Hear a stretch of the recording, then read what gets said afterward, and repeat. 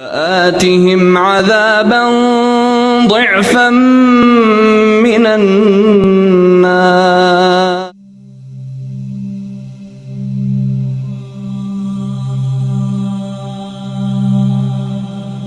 فسجد الملائکۃ کلہم اجمعون، سارے کے سارے کل کے کل سب نے مل کر سجدہ کیا آدم کو، اللہ کے حکم سے فوراً تعبیل کر دی الا ابلیس ابا واستکبر وکان من الکافرین۔ ابلیس نے نہیں کیا، انکار کیا، استکبار کیا، گھمنڈ کیا۔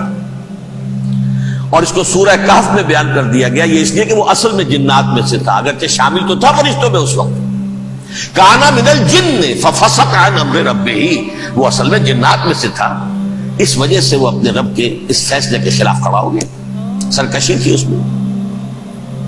یہ معاملہ اتنا اہم ہے، اب آپ سمجھئے کہ 7 مرتبہ سورہ بقرہ، سورہ اعراف، سورہ حجر، سورہ بنی اسرائیل، سورہ کہف، سورہ طٰہٰ، سورہ صاد، 6 مکی سورتوں میں ذکر ہے یہ، اور 1 مدنی سورت سورہ بقرہ۔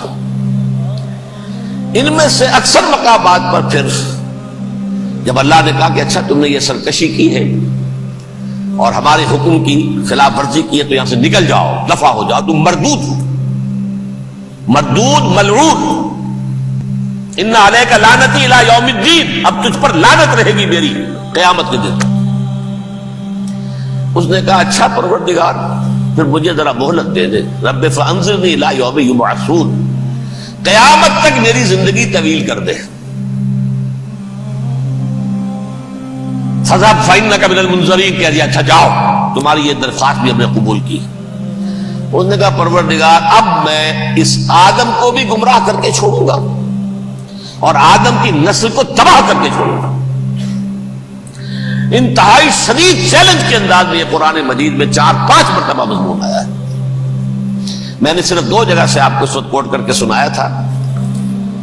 سورہ اعراف میں اللہ تعالیٰ فرماتے ہیں قال، اس پر ابلیس نے کہا فبما اغویتنی، تو اے رب جو تو نے مجھے گمراہ کیا ہے، مجھے ذلیل کر دیا، مجھ پر فوقیت دے دی، اس کو انا خیر منہ، میں اس سے بہتر ہوں، خلقتنی من نار وخلقتہ من طین، بنایا تو نے مجھے آگ سے اور اس کو بنایا مٹی سے، پھر مجھ سے مطالبہ کہ میں سجدہ کروں، اور میں نے سجدہ نہیں کیا تو تو نے مجھے ملعون قرار دے دیا۔ قال فبما اغویتنی لأقعدن لهم صراطک المستقیم، اب میں یہ نسل آدم کے لیے اس کو برباد کرنے کے لیے تیری سیدھی راہ کے اوپر گھات میں بیٹھوں گا، سیدھے راستے پر چلنے نہیں دوں گا۔ ثم لآتینہم من بین ایدیہم، پھر میں ان پر حملہ آور ہوں گا، ان کے سامنے سے بھی، ومن خلفہم، ان کے پیچھے سے بھی، وعن ایمانہم، ان کے داہنی جانب سے بھی، وعن شمائلہم، ان کے بائیں جانب سے بھی، ولا تجد اکثرہم شاکرین، اور تو دیکھے گا کہ ان کی اکثریت تیری شکر گزار بندوں پر مشتمل نہیں ہوگی۔ یہ چیلنج تھا،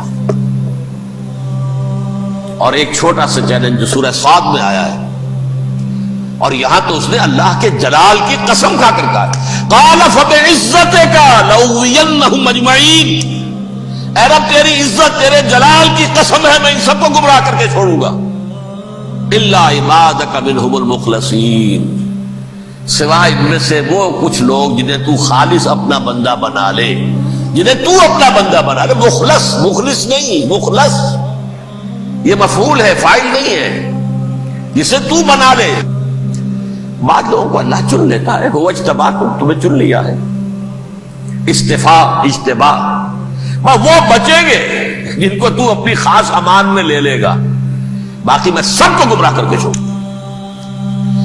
یہ ہے اصل دنیا میں نوع انسانی کا ابدی دشمن، ازلی سے ابدی تک۔ اور اس میں نوٹ کیجئے کہ اس کی اصل بنیاد کیا ہوئی؟ 2 لفظ، تکبر اور حسد۔ استکبرا، تکبر کیا، انا خیر منہ، میں اس سے بہتر ہوں۔ یہ ساری بس کی گانٹھ یہی ہے، سب سے بڑی گمراہی کی وجہ یہی ہے۔ اسی لیے کہا ہے حدیث میں لن يدخل الجنہ من کان فی قلبہ مثقال حبۃ من کبر، جنت میں ہرگز وہ شخص کبھی بھی داخل نہیں ہو سکے گا جس کے دل میں رائے کے دانے کے برابر بھی کبر ہے. تکبر سب سے بڑا جرم. الکبر و ردائی، اللہ فرماتا ہے یہ تکبر، یہ تو میری چادر ہے. کوئی شخص تکبر کرتا تو گویا میری چادر گھسیٹ رہا ہے میرے کندھے سے.